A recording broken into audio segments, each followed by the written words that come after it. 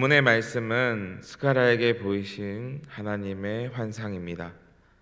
당시 시대적 상황은 바벨론 포로 귀환 직후이며 성전을 재건하다가 중단된 지 16년이 지난 때입니다.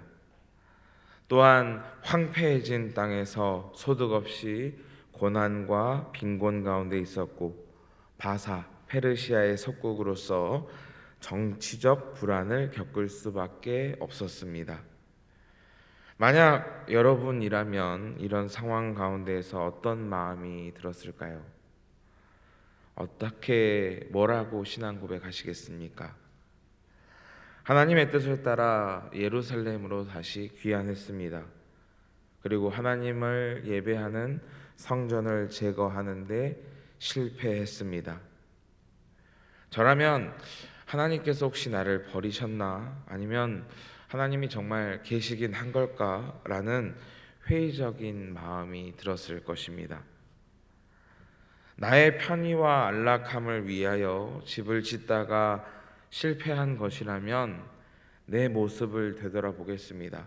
혹시 내가 하나님의 뜻을 거슬렀나?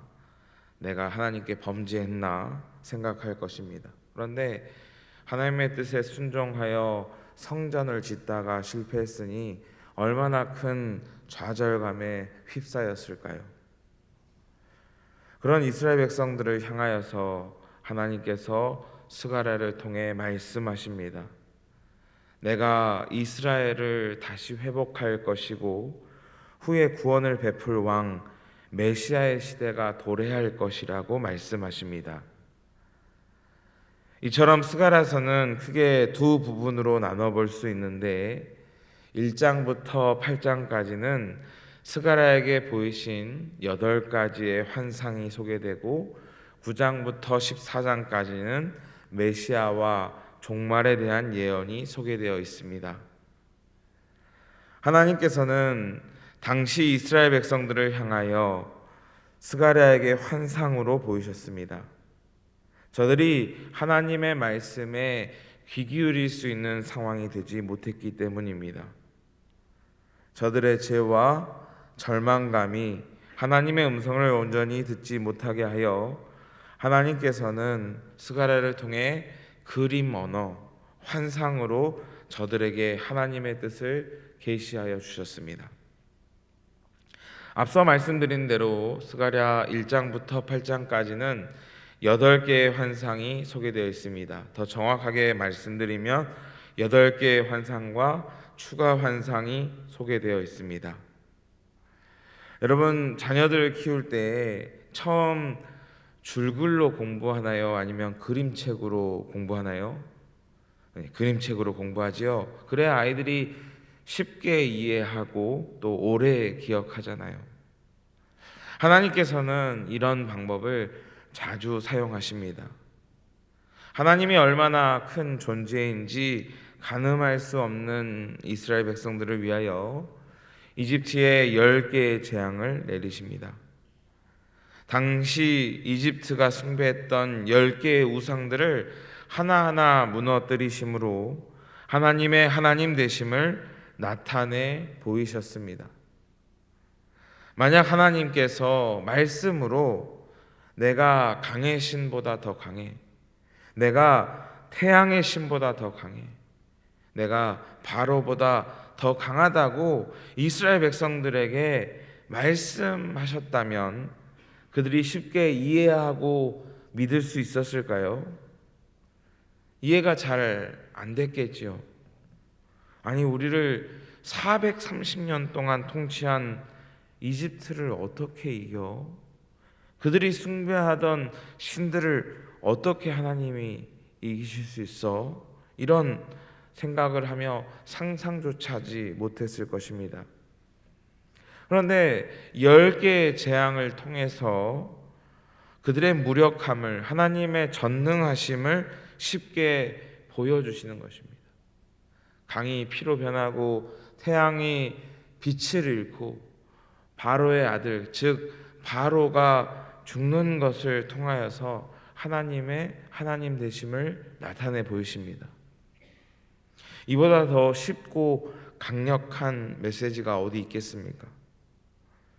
이처럼 스가랴에게도 8개의 환상을 보여주심으로 이스라엘 가운데에 하나님의 뜻을 선명하게 전하여 주십니다.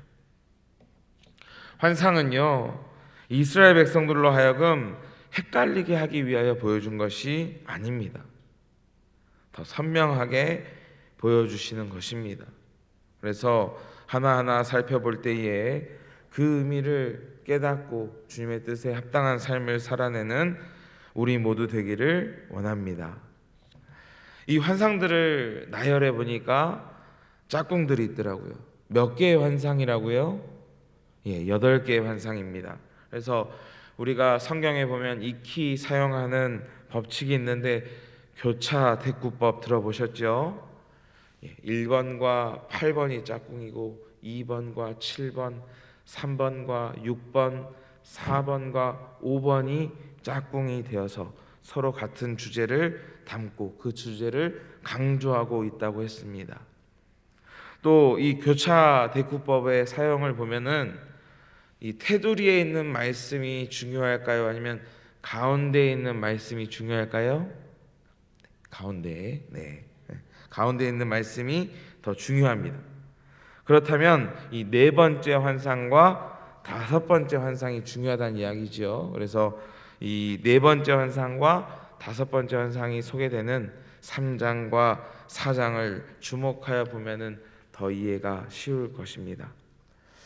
자, 1장 8절부터 17절까지는 첫 번째 환상을 소개합니다. 정찰하는 4명의 말을 탄 사람들이 보입니다. 살펴보니 온 땅이 평안하고 조용했다 했습니다. 즉, 이 포로 생활이 끝날 것을 말씀하셨습니다. 두 번째 환상은 1장 18절부터 21절까지입니다. 그곳에는 4개의 뿔과 4명의 대장장이가 보입니다. 이 뿔은 예루살렘을 흩트는 뿔이고 대장장이는 예루살렘을 흩트린 뿔을 꺾는 자라 하였습니다. 이스라엘은 그들의 죄로 인하여 바벨론이라는 뿔로 흩어지게 되었습니다. 그런데 후에 이 바벨론을 꺾을 대장장이 바사가 등장하였습니다. 이는 과거 이스라엘의 죄로 인하여 포로된 것을 보여주고 있습니다. 그리고 세 번째 환상은 오늘 우리가 살펴본 본문의 말씀입니다. 측량줄을 잡은 자의 환상을 보여주십니다. 한 사람이 측량줄로 예루살렘을 측량하였습니다. 여러분, 땅을 측량했다는 것은 무엇을 의미합니까? 건물을 짓겠다는 것이죠. 즉, 이스라엘 백성들이 원수의 손에서 풀려나 다시 성전과 성벽을 재건할 것이고 예루살렘이 확장될 것이라고 말씀하십니다. 그런데 얼마나 회복되고 얼마나 확장될 것인가? 여러분, 이스라엘의 상황을 우리가 알고 있습니다. 포로된 상황입니다. 땅이 황폐합니다. 그런데 얼마나 회복되고 확장될까요? 한번 상상해 보세요. 우리 여기 일마을 권사님들 계시는데 6.25 전쟁 이후의 모습을 기억하시는 분들이 계실 것입니다. 여러분들 그때 어렵고 배고팠던 그 시절을 기억하실 텐데 오늘 2025년에 이 모습을 과연 상상이나 할 수 있었을까요? 네, 그렇죠. 그런데 오늘 본문도 마찬가지입니다. 이 황폐한 땅 가운데에서 국력이 무엇인지 모르는 이 어려운 상황 가운데에서 하나님께서 얼마나 확장하시겠다 말씀하시냐면 4절입니다. 이르되 너는 달려가서 그 소년에게 말하여 이르기를 예루살렘은 그 가운데 사람과 가축이 많으므로 성곽 없는 성읍이 될 것이라 하라. 무슨 말씀입니까? 성벽으로 감히 두를 수 없을 만큼 예루살렘 안에 사람과 가축이 많게 될 것이라고 말씀하십니다. 여러분, 이렇게 예루살렘이 확장된다고 하면 기분이 어떨 것 같으세요? 내 집이라고 생각을 안 하니까 별로 상상이 안 되시죠? 내 집이 이렇게 사람이 가축이 이렇게 너무 많아가지고 울타리를 칠 수 없을 만큼의 상황이 된다고 하면 여러분 어떨 것 같으세요? 지금 상상력이 풍부하신 분들은 아침인데도 입꼬리가 엄청 올라갔습니다. 그렇죠? 너무 행복하겠죠? 그런데 또 좋은데 또 좋기만 할까요? 성벽이 없는데 두려운 마음도 들겠지요. 자고 있을 때 이렇게 많은 내 거를 다 가져가면, 누가 가져간다고 하면 어떡하지? 침략하면 어떡하지? 그런 두려운 마음도 한켠으로 들 것입니다. 그런데 더 큰 은혜가 5절에 기록되어 있습니다. 여호와의 말씀에 내가 불로 둘러싼 성곽이 되며 그 가운데에서 영광이 되리라. 누가 성곽이 되신다고요? 누가 그 가운데에 영광이 되시겠다고요? 하나님께서 내가 너를 지켜주겠다 말씀하십니다.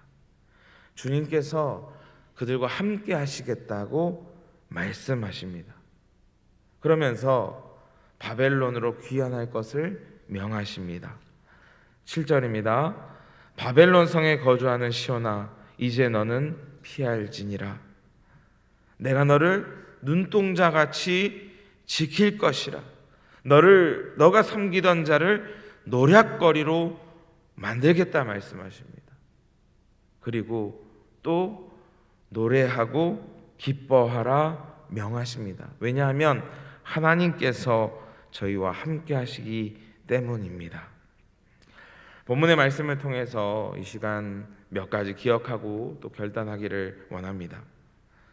첫째로, 우리도 예수 그리스도를 통해서만이 참된 자유와 풍요를 누릴 수 있음을 기억하기를 원합니다. 말씀을 보니 오늘 본문의 이스라엘 민족과 우리의 모습이 전혀 다르지 않음을 봅니다. 본래 우리 역시 이스라엘 백성들과 같이 죄와 사망에 노예된 자였습니다. 그런데 예수 그리스도께서 우리와 함께 계시고 우리를 지키시기에 참된 자유를 누리게 된 줄 믿으시기 바랍니다. 그래서 여러분, 오늘 말씀에 기록된 대로 이제는 바벨론을 떠나야 할 때입니다.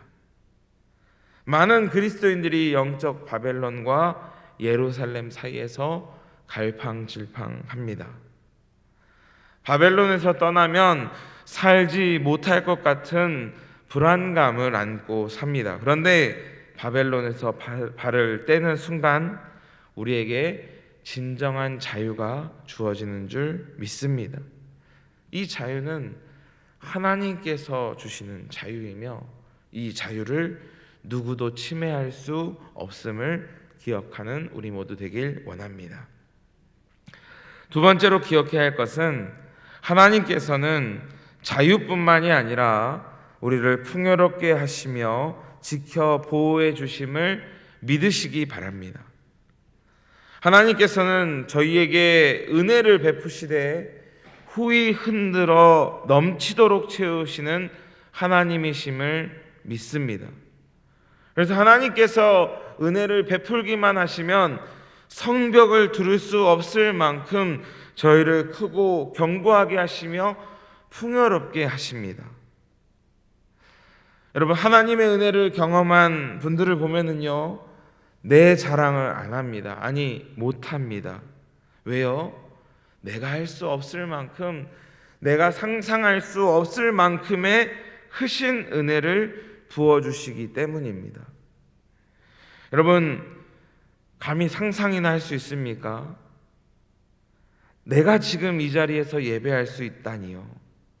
내가 오늘도 호흡하고 주님의 뜻을 구하며 그 뜻을 감당할 수 있다니요. 얼마나 큰 은혜이고 기적입니까? 하나님의 공의의 빛으로 우리를 조명하면은 예수 그리스도라는 의로운 옷을 벗는 순간에는 우리는 그 순간은 악인이 되는 겁니다. 우리 안에 하나님의 뜻을 구할 수 있는 의가 있습니까? 그 뜻을 이룰 수 있는 의가 있습니까? 그런데 우리가 이 자리에 있다는 것이 하나님의 은혜고 하나님의 기적이라는 것입니다. 하나님께서 우리를 사랑하셔서 우리의 그 은혜를 베풀어 주셔서 오늘도 풍요케 되고 이 자리에 머무를 수 있다는 것입니다. 우리가 풍요 이야기하면은요, 통장에 000이 몇 개 더 찍히는 것만 생각하지만 주님께서 주시는 이 풍요는 세상의 것과 다릅니다. 주님의 지켜주심은 세상의 것과 다릅니다. 어떠한 환난과 핍박 가운데서도 누릴 수 있는 그 행복이, 그 은혜가 우리 안에 있다는 것이 얼마나 큰 신비인지 모릅니다. 하나님의 은혜는 신묘막측한 줄 믿습니다. 그런데 여기서 끝이 아니죠. 하나님께서 그런 저희를 지켜 보호해 주신다는 것입니다. 아무리 복이 쏟아져도 뒷문이 열려 있으면 다 썩어지요. 오늘 우리 가운데 있는 수많은 공격과 유혹을 내 힘으로, 내 의지로 막을 수 있습니까? 우리 안에는 그런 의가 없다니까요. 그런 선이 없다니까요. 하나님께서 그 마음을 주시고 그 믿음을 주시고 우리와 함께 하셔서 우리를 지켜주실 때만이 그게 가능하다니까요. 하나님께서 그런데 불꽃 같은 눈으로 눈동자같이 지켜 보호하신다니 얼마나 기쁘고 감사한 일입니까? 주님의 부욕케 하심과 보호하심을 온전히 신뢰하고 기뻐할 수 있는 우리 모두 되기를 원합니다. 마지막으로 기억해야 될 것은, 그래서 우리는 어떻게 해야 될까요? 오늘 우리는 어떻게 살아가야 될까요? 우리는 기뻐하고 감사하고 노래해야 됩니다. 여러분, 기뻐하십시오. 감사하십시오. 주님 우리와 함께 계십니다. 여전히 우리의 상황은 달라지지 않고 어려움 가운데 있지만 주님은 찬양받기 합당하십니다. 주님은 우리의 노래가 되십니다. 우리가 찬양하지 않을 이유가 없습니다. 포로된 자를 자유케 하시고 우리를 풍요케 하셨는데 얼마나 기쁜 일입니까?